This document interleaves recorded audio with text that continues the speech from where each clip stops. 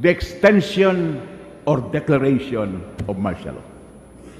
To my mind, Mr. President, Mr. Speaker, there is no actual and factual basis for the extension of 1 year of the martial law in the entire of Mindanao.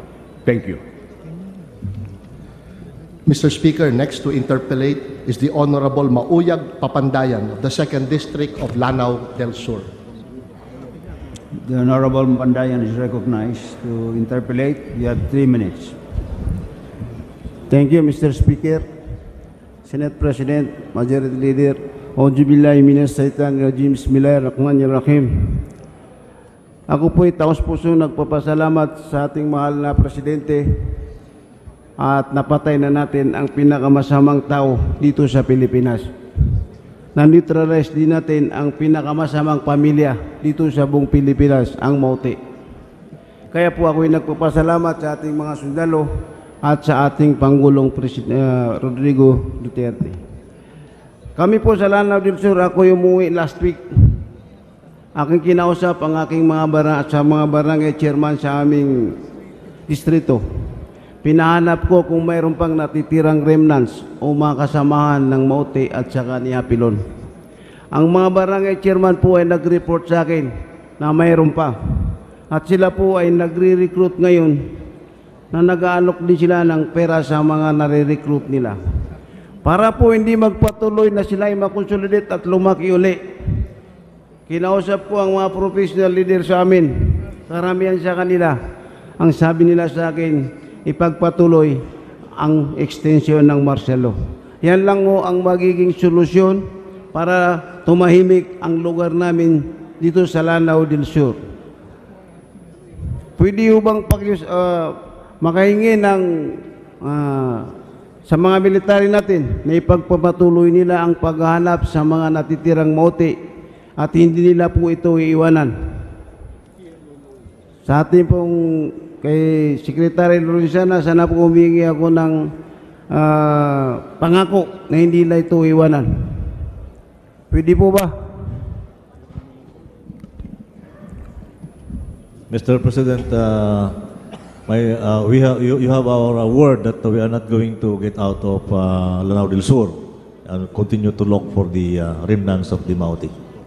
Kasi po, natapos na ang Marawi. Almost half of the military na nakipag-away sa Marawi ay na-pull out na. So lumiit na ngayon ang sundalo sa Marawi City at sa Lanao del Sur. Baka po sila ay makakilos at makagalaw, kaya po humihingi ako ng word of assurance from the Secretary.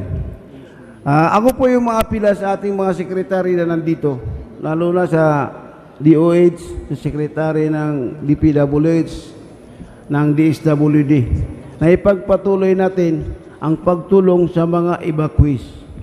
Sapagkat ang mga tao na nasa evacuation center ay hindi pa nakakauwi at hindi pa na nakamove-on, hindi pa nakakapagtrabaho, wala pa silang kakayahan maghanap buhay, kaya dapat po sila nating tulungan. Mangangako po ba kayong lahat? Si Secretary Medialdia, pwede po ba kayo mga maghingi sa iyo ng word of assurance? Opo, opo. Ginagawa na po natin yan sa rehabilitation po. Kasi yung mga taga-Marawi ngayon na nasa evacuation center ay wala pang hanap buhay. Kailangan natin silang bigyan ng pagkain, bigyan ng mga pangangailangan nila sa kanilang mga evacuation center. Ngayon po, nagtataka po ang mga taga-Lanao. Bakit saan kumukuha ng suporta ang mga ISIS? Baka po pwede patrabahuin natin ang ating mga intelligence at makuha na natin kung sino ang nagpipinan sa mga taong ito. Pwede po ba kayo mangako? Yan po, ginagawa na po natin ngayon yan.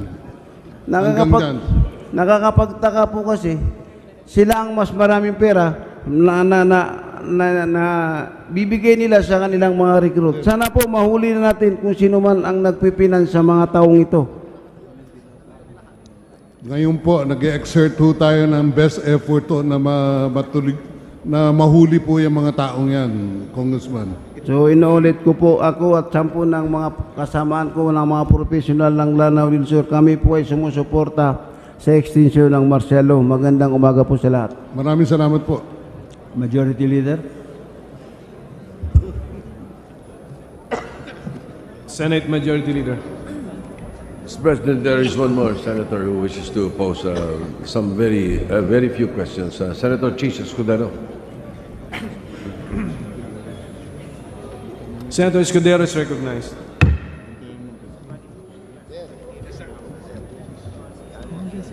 Thank you, Mr. President. Thank you, Mr. Speaker. I only have one question to our officials here present, Mr. President, Your Honor. What is the intention or plan of the administration with respect to the upcoming barangay elections in Mindanao, as well as the upcoming local elections in Mindanao? In relation to the declaration of martial law, Mr. President, Your Honor.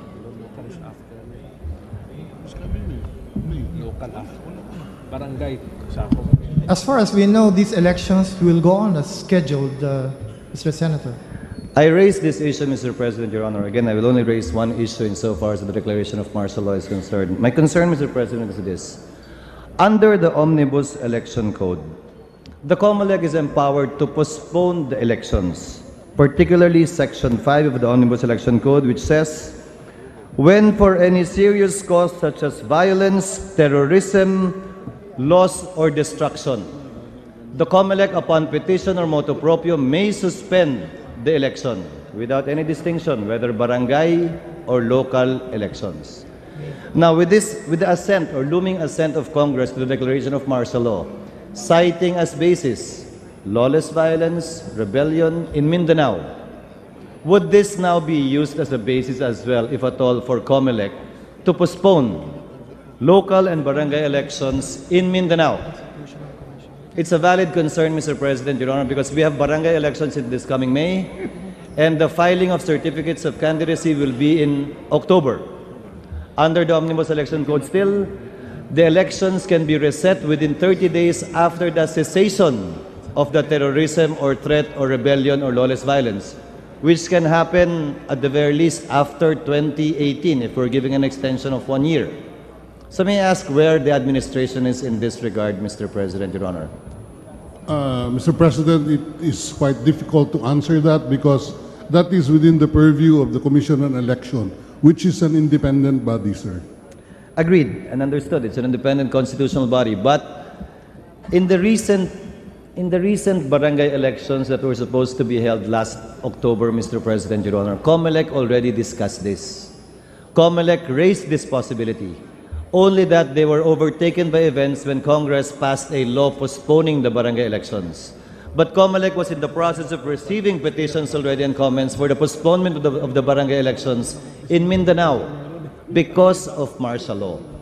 Now, according to COMELEC, they will be in consultation with security officials, namely DILG, DND, PNP, and AFP, with respect to what steps they will be undertaking.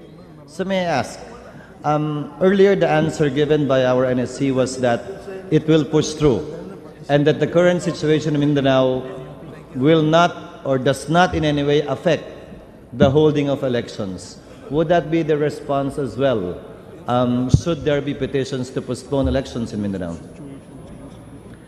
Ganun ho ba kalala na posibleng i-recommenda ninyo sa COMELEC pag tinanong kayo na hindi nararapat o nababagay ituloy ang eleksyon ng barangay sa darating na Mayo? Or hindi naman po ganun kalala na pwedeng ituloy maliban na lang kung talagang may gulo tulad ng sa Marawi, yung talagang bakbakan, hindi itutuloy naman talaga dapat sa lugar na yon kung talagang nandun yung bakbakan. Pero hindi naman din siguro dapat sa buong Kamindanawan. Mr. President, Yes, sir. we see no reason why the barangay election will not push through. You don't see any reason why it will not push through. Yes, sir. Unless po siguro dun sa isang particular na barangay, 5, 3, Yes, sir. nandun yung bakbakan. Case-to-case basis na po yun kung anong mangyayari man. Kung mayroong mga violent incidents dyan na it will prevent the electorate to go to the polls, then that will be an exception. And the same is true for the coming local elections. It will be on a case-to-case basis, sir. Kung saan may Yes. upakan, may bakbakan, na talagang walang humpay, yun lamang kung sakasakalang re-recommendan yung hindi matuloy ang halalan. Opo, kami, we will give the advice, we will advise the COMELEC accordingly if that happens. One last question, Mr. President, Mr. Speaker. So, the declaration of martial law that Congress will approve and its extension for 1 year will not and is not going to be used as a basis to, in a wholesale manner, postpone barangay or the coming local elections in 2018 and in 2019 respectively. Hindi po, hindi namin gagamitin yan. Thank you, Mr. President. Thank you, Mr. Thank you, Speaker. sir. Thank That will be you. all. Thank you. It's your turn. On behalf of the House, Majority Leader, Mr. Speaker, I move that we recognize for his interpellation the gentleman from Party List Bayan Muna, the Honorable Carlos Sarate.